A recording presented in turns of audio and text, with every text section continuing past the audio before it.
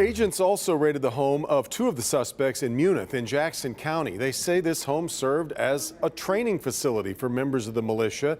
And our Jason Colthorpe is there live tonight with more from there. Jason.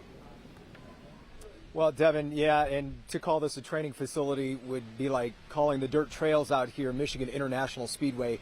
Really, when you take a closer look at the property here, very messy, disorganized, and that's what neighbors have told us. And if you were able to see on the other side of some of these trees, there is a huge stack of old tires that neighbors said they used when they would shoot guns. And if you hear something behind me, it's because some of the two families were living here. And there's some noise now. Two cars have just pulled in, and some family members who have come out here, very emotional, asking us to not show them on camera.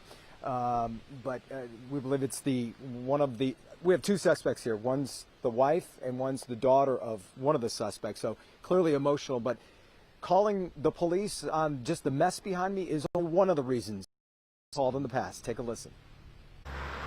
Two of the men accused in a plot to kidnap the governor, Pete Musico and Joseph Morrison, live at this home on Dunn Road in Munith, a rural area of Jackson County. Family of the two men tell me Morrison is married to Musico's daughter. They say the raid began just after midnight. That's when neighbors saw the mass of marked and unmarked police cars, including military vehicles, and a chopper overhead. It's not like Vietnam, you know? Well, we heard the copters, and they just never stopped, and they kept circling, and they had lights for 2 on, hours, and I'm thinking, for a couple wow. hours, man. I mean, that's like normal. Neighbors have called police in the past about this property being an eyesore, and another neighbor called twice about high-powered automatic weapons being fired and saw dozens of men in militia fatigues on the property in recent months. Still, news of a plot to kidnap and overthrow the governor came as a shock. I was like, oh my God.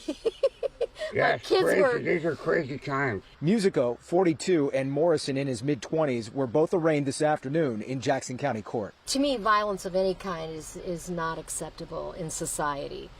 You know, it's not acceptable. And the raid that we were talking about left a lot of damage to the home here, which is why these folks are here. They're here. If you were able to take a closer look, a lot of the windows are blown out. The front door has been caved in and is being guarded by a table. And the people who are here now are trying to gather some things and leave. We're going to stay on this story and have more for you as this develops. Back to you. Jason, before you go, there was an earlier report of a standoff at that location. Do we know what happened?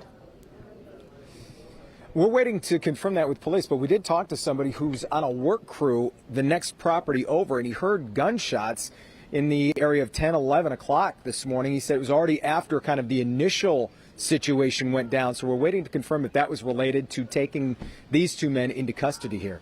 Just unbelievable, everything that has happened. Okay, Jason, we appreciate it very much.